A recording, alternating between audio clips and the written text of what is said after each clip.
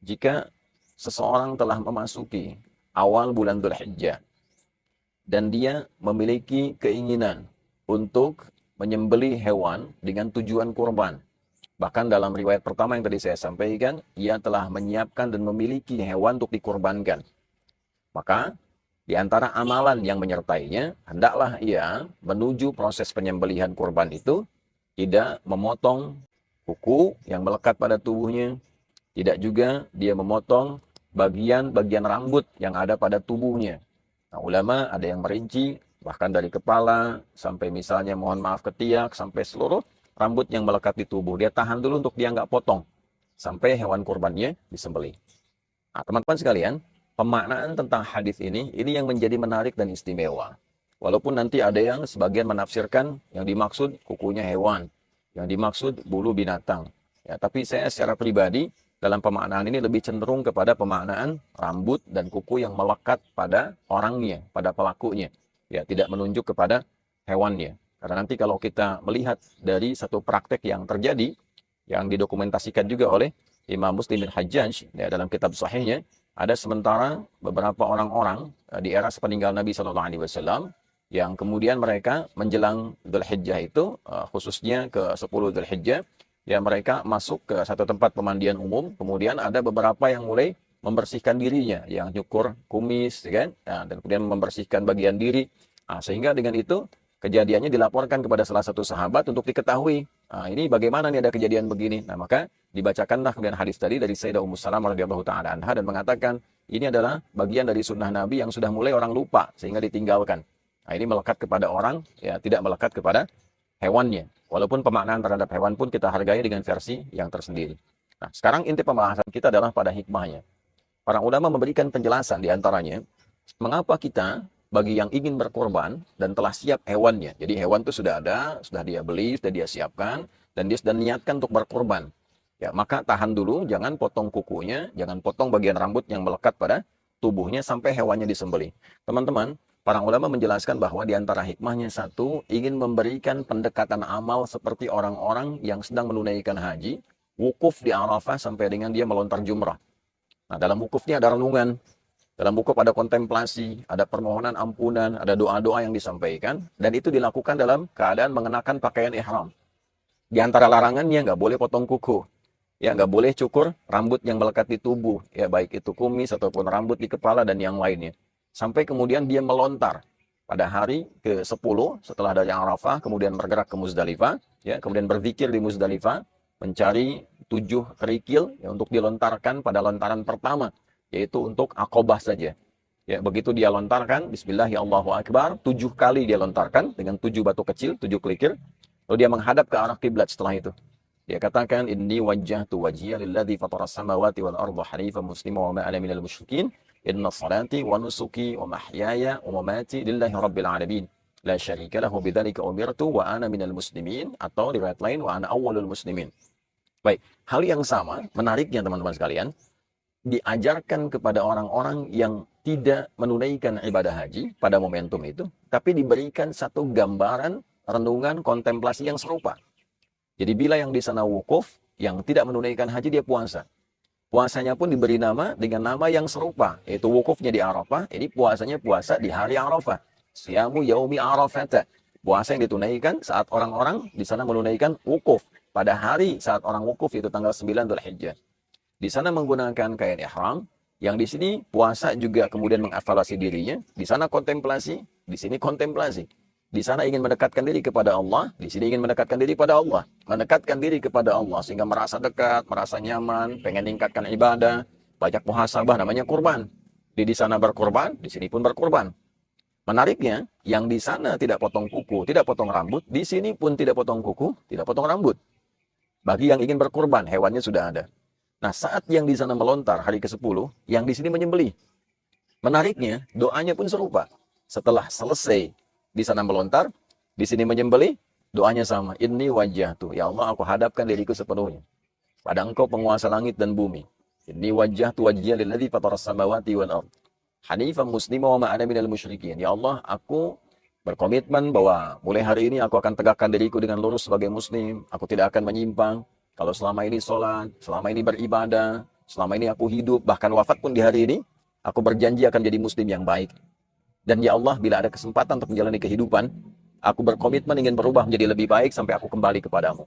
Jadi kalau di sana melontar, menghilangkan sifat buruknya, sifat hewaninya, maka di sini menyembelih sehingga sifat hewaninya dia hilangkan dalam kehidupan. Setelah itu dia menghadap kiblat untuk berdoa. Nah, doa itulah yang melahirkan perubahan. Perubahan yang mendekatkan diri kita kepada Allah, itulah yang disebut dengan kurban, teman-teman sekalian. Itulah yang disebut dengan kurban. Maka dari itu, di antara amalan yang bisa kita lakukan, bagi kita yang menyiapkan hewan untuk disembelih, maka mohon jangan potong dulu kuku dan rambut yang melekat pada tubuh, diisi dengan istighfar, diisi dengan evaluasi, sampai hewannya disembelih, kemudian bertawakal kepada Allah dan lihat perubahannya.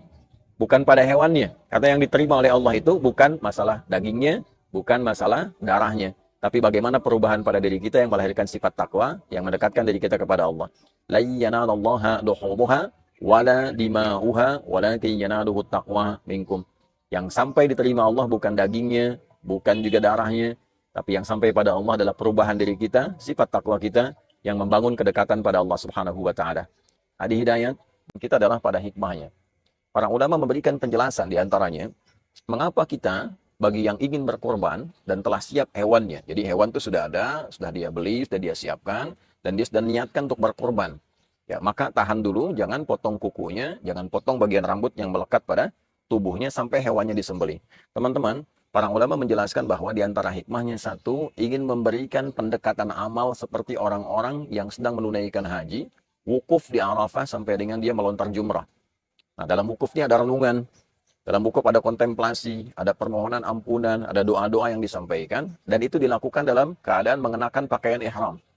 Di antara larangannya nggak boleh potong kuku.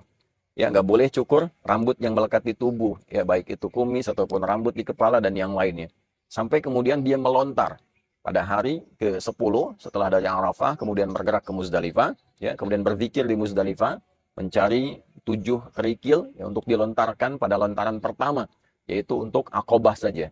Ya, begitu dia lontarkan, Bismillahirrahmanirrahim, 7 kali dia lontarkan dengan 7 batu kecil, 7 kerikil, lalu dia menghadap ke arah kiblat setelah itu. Dia katakan, Inni wajjahtu wajhiya lilladzi fataras samawati wal arda hanifan musliman wa ma ana minal musyrikin. Inna salati wa nusuki wa mahyaya wa mamati lillahi rabbil alamin.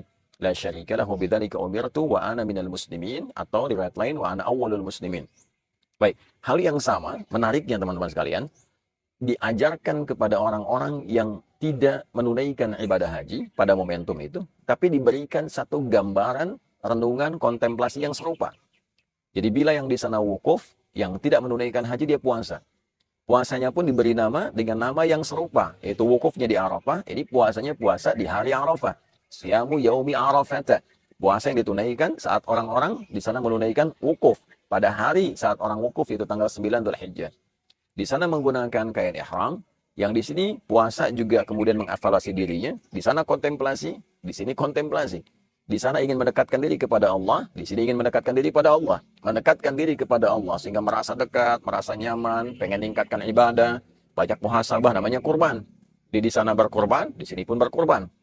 Menariknya, yang di sana tidak potong kuku, tidak potong rambut, di sini pun tidak potong kuku, tidak potong rambut. Bagi yang ingin berkurban, hewannya sudah ada. Nah, saat yang di sana melontar hari ke-10, yang di sini menyembelih. Menariknya, doanya pun serupa.